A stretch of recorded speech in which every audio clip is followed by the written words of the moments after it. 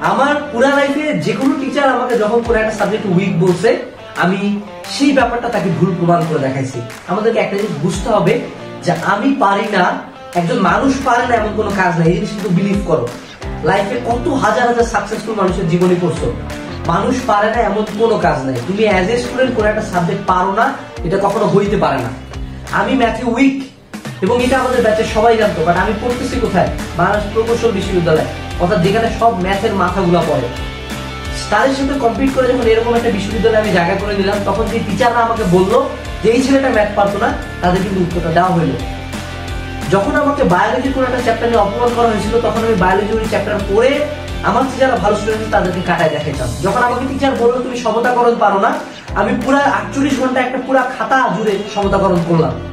যখন আমাকে মানুষ বললো যে তুমি মেডিকেলে পারবা না, এই আপুকে কাটাইতে পারবা না, আমি দিন রাত করে ওই আপুর চেয়ে বেশি নাম্বার পেলাম। আপু আমার কাছে সিনিয়র ছিল।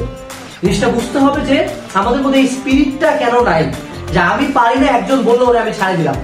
ও আমারে বলছে আমি পারি না, আমি ওরে করে দেখাবো যে আমি পারি।